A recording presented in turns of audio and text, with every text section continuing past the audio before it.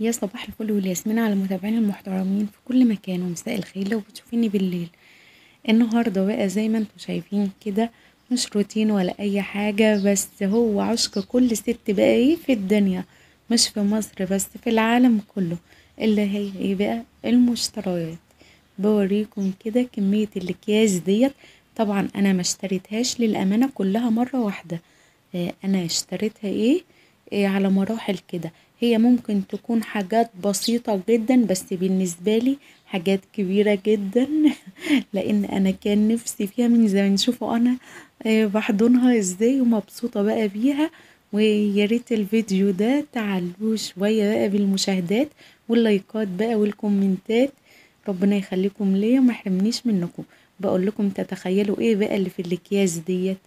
حاجات هي سهلة، واقول لك يعني مش كتيرة قوي ومش غالية قوي، بس هتسهل عليك الدنيا وهتنظم معاكي الدنيا كده. بوريكم المنظمات ديت. انا كان نفسي اجيبها من زمان، وكنت بسأل عليها كل شوية، فما كنتش بلاقيها هنا عندي في البلد. فبوريكم ديت عليها تراب، لانها كانت في العرض، والراجل ما كانش عنده كميات منهم. يعني انا تقريبا اشتريت كل اللي كان عنده، لان هو كان بيقولي انا جايبهم زي عينة كده، ومش عارف هيمشوا عندي ولا لا. فانا اشتريت منه كده، وشارية بقى احجام كبير ووسط، وما لقيتش بصراحة اصغر من كده.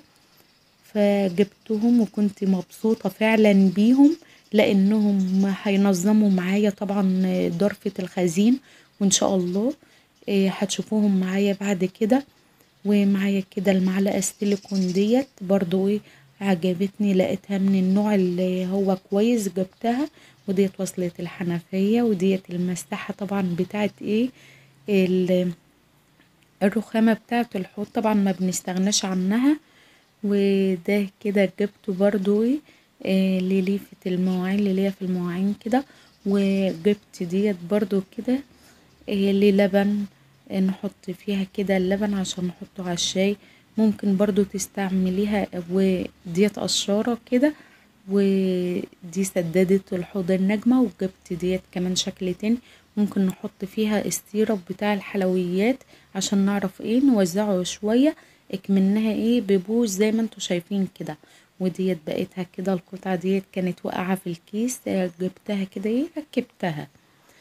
ولو فيديو النهاردة عجبك ما تنسيش تعملي لايك وشير واشتراك في القناة وتفعلي زر الجرس على الكل، علشان عائلتنا الصغيرة تزيد وتكبر بيكم بإذن الله.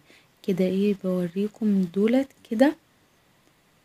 انا جايباهم للبهارات، شكلهم حلو كده وعجبني، لان بصراحة شكلها كيوت اوي كده وصغيرة وجميلة وهتغير كمان الشكل معانا بإذن الله ان شاء الله. وانا بفرش الحاجات ديت او بحطها في المطبخ ان شاء الله هشارككم بيها باذن الله.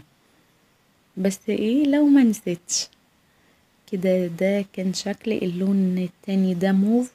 وجبت ده لبني كده كان فيه في العلبة لونين، يعني ممكن يكون في بنك ولبني مع بعض، او موف ولبني.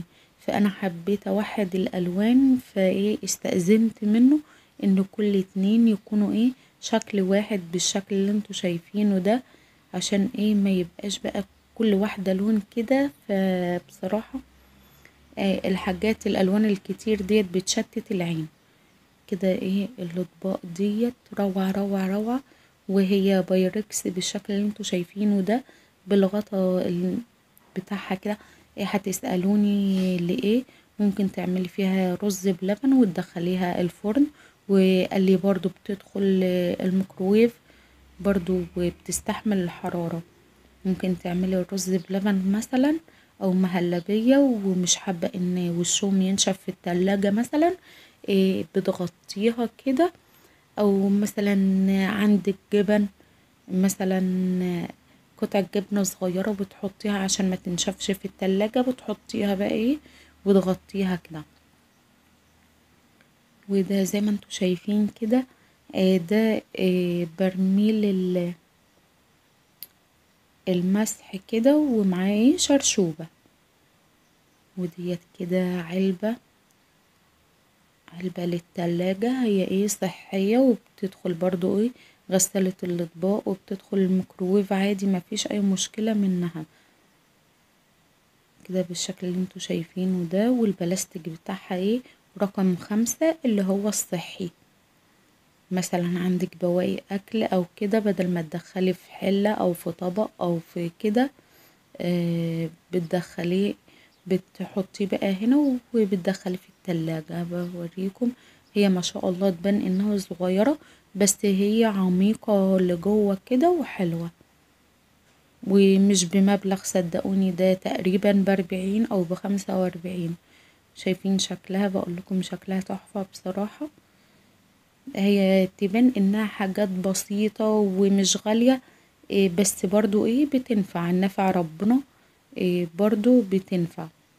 بوريكم حتى الصغيرة، شايفين هي صغيرة ايوه، بس غويطة كده لجوه، وتاخد برضو كمية معانا بالشكل اللي انتوا شايفينه ده. طبعا اي حاجة بلاستيك جاية من بره بنغسلها قبل الاستعمال، بنغسلها بقى وننشفها. بوريكم كده التلاتة على بعض، احجامهم حلوة خالص، بدل مثلا الحلل والصواني والاطباق اللي بنملى بيها التلاجة ديت، لا.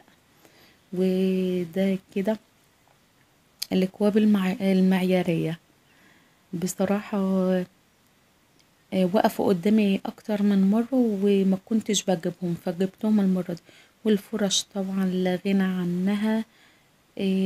التلاتة اللي وريتهم لكم دولت انا بجيبهم طبعا بنضف بيهم الازايز، وبنضف بيهم الاماكن الضيقة. واعزكم الله عندي اولاد يعني بياخدوا واحدة كده يخصصوها لغسيل الشوز بتاعهم، لانها برضو مش خشنة. معلش ما تركزوش معايا، لان انا لسه صاحيه من النوم، زي ما بقول لكم انا على طول بسجل لكم وانا لسه صاحيه من النوم، عشان الفيديو عبال ما يتحمل وينزل لكم كده. بوريكم بقى ده برضو المنظم بتاع المكرونة الاسباجيتي، وممكن برضو عادي تستخدميه في اي بقوليات او اي حاجة. ودي الشرشوبة بتاعت البرميل بتاع المسح برضو جاية معاه كده. ودي الصفاية بتاعت ايكيا. ايه رأيكم بقى في الجمال؟ روعة روعة روعة. بحاول كده ألم الدنيا، بقول لكم انا هحاول ألم الحاجات دي شوية، عشان إيه افضي مكان. والاخر رحت برضو جايبة عليهم كده، لان لقيت مفيش مكان ورا بصراحة احط الحاجات دي فيه. والعلب ديت برضو صغيرة، بس برضو صحية، عايزة تعرفي انها صحية ولا لا. كل ما مكان معاكي الحاجة شفافة شوية، او داخلة على شفاف شوية، ديت بتكون صحية. ممكن تدخليها برضو غسالة الاطباق والميكروويف عادي، مفيش اي مشكلة. بتلاقي مكتوب عليها رقم 5 ومثلث وشوكة. ديت بتكون صحية وما منهاش اي ضرر. وديت برضو مش غالية، بس ما شاء الله جميلة جدا. ممكن برضو تحطي فيها بواقي اكل، ممكن تستعمليها في تربو، في بقوليات، في اي حاجة برضو هنستعملهم مع بعض.